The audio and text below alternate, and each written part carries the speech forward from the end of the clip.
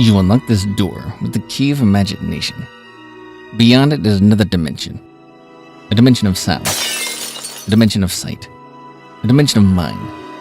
You're moving into a land of both shadow and substance, of things and ideas. You've just crossed over into the Sabres Zone.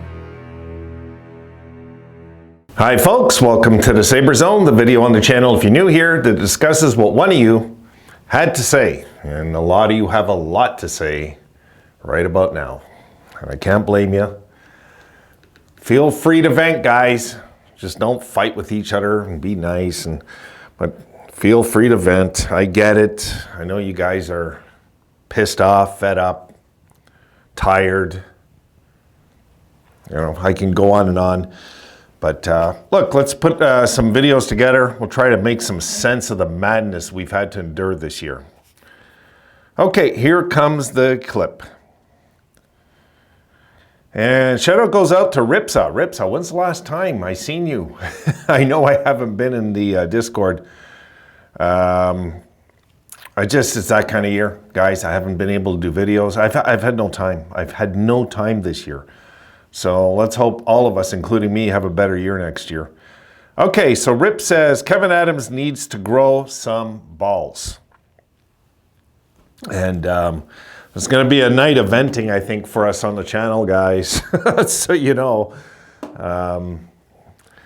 What Rip's talking about here, guys, is I think I'm safe to say, Rip, that you're just fed up how he just sat on his ass and did nothing this year, really. I mean, he made a good trade. Anybody that thinks we got taken in that trade's out of their mind. What worries me about Bowen Byram, I want to jump on Bowen Byram for a second. What bugs me about Bowen Byram, folks, is that Don Granato has his hands on him and is going to teach him any physical part of his game to get rid of it. And that's what worries me. Really. I mean, look at Robinson when we first got him. Remember, he was a hitting machine. Remember? He was a hitting machine. He parked himself in front of the net. He bullied his way through. A few weeks under Granato, he's Mr. Invisible. So, Adams is the one I blame also, like Rip's talking about here. Adams is the one to blame, guys. If we're going to blame the coach, we sure as hell have to blame the general manager because he's the one that thinks that the vision of this coach is what we need right now to get to the next level. And it's just not so. We have been patient, beyond patient. I mean, it's the boiling point when Toronto comes into our barn. Bad enough they got their alcoholic fans that show up there. Really, I mean, you've seen the guys going, come on, like, come on. Like, you've got the attitude heads that come in from Toronto into our barn. That's bad enough. But for our team then later saying, I wish we had fans that did that for us. I mean, give me a break. You know, give me a break. And I think Cousins messed up there, but hey, I don't really care what the players have to say at this point, guys. You know, I haven't even watched that interview yet. I've just heard it through the social media that he said it, and I'll go look at it eventually after I put out my videos. I don't really care what the players have to say. As far as I'm concerned, they have no word in this. Really, it's not up to them. It's up to upper management. What product's on the ice? These guys know that they've underachieved, but they're a young team. You got to remember something, guys. With a young team, they might be just young enough and stupid enough not to understand that a hard-ass coach is what they need. They might just be too young to understand that till the guy comes in. And I tell you, if they're performing and they're feeling the best they've ever felt in their life about their game, they're going to be thrilled they have a kick-ass coach behind the bench. They're going to be thrilled about it. Right now, the players are blaming themselves, which is okay.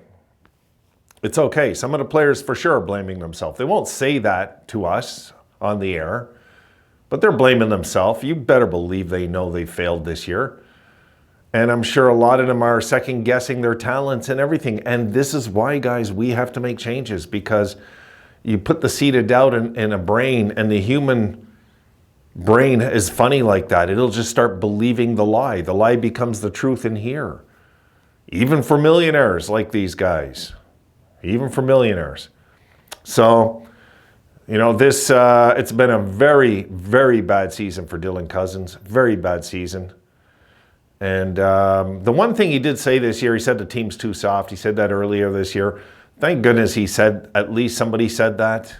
At least somebody said it. Because, guys, I can go on and on and on about so many things that we have seen recently. Yesterday's the boiling point, I think, for all of us. Because you guys are so emotionally involved with beating Toronto, right? Me, it's when they play the Habs, I'm like that. I mean, don't get me wrong, I wanted to beat the Leafs. I can't stand the Leafs. They're just... They're the high-paid team of the NHL that does nothing. That's what they are. That's what they do over there. They go and they talk about winning the Stanley Cup every year and do nothing. So, as long as the Leafs get knocked out in the first round, you guys will be okay. Don't worry. You'll be okay. But we're going to need some action. We're going to need some action in management. We're going to need to see something.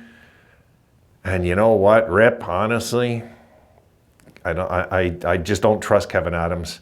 When it come to Ralph Kruger, okay, when it come to Kruger, you guys seen how he made us suffer to the point it was so unbearable that it was unbearable that when he finally did it, we were just happy to have anybody, an interim coach, okay. Imagine, imagine, I want to put this scenario to you guys.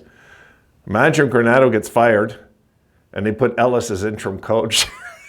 You guys would... I couldn't imagine the comments. Oh my God.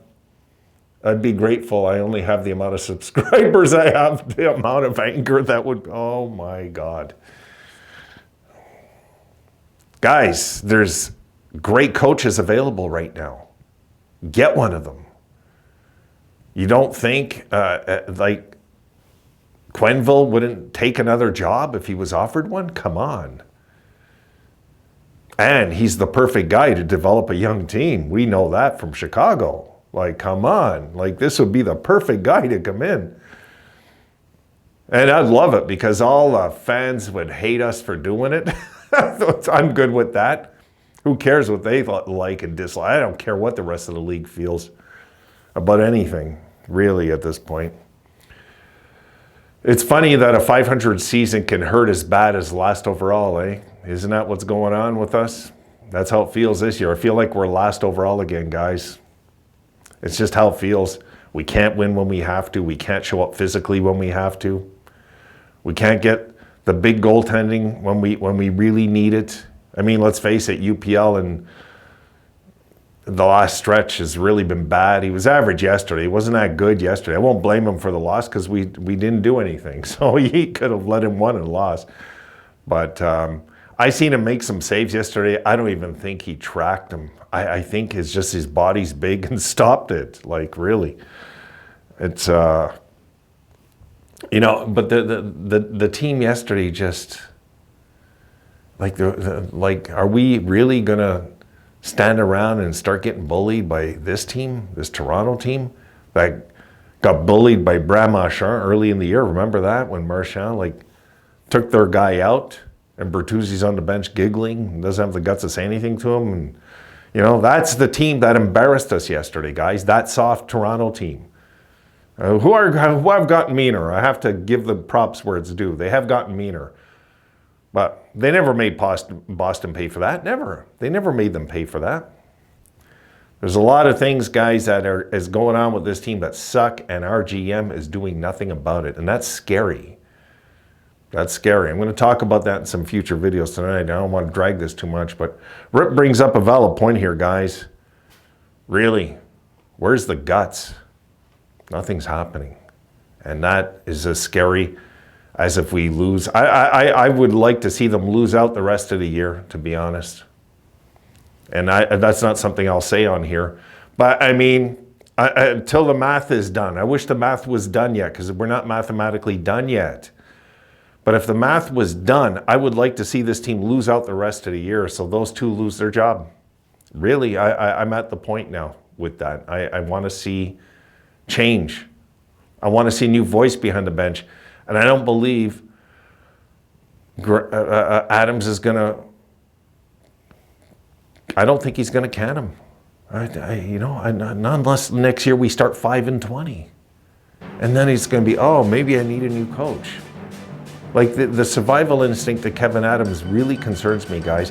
He's built a good, young, solid core. There's no doubt. I mean, the nucleus of our team is really good, guys.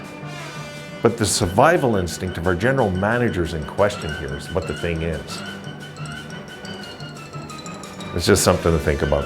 All right, guys, done for this one. I'll see you in the next one. Be sure to like, subscribe, and hit the notification bell to ensure Dimension access.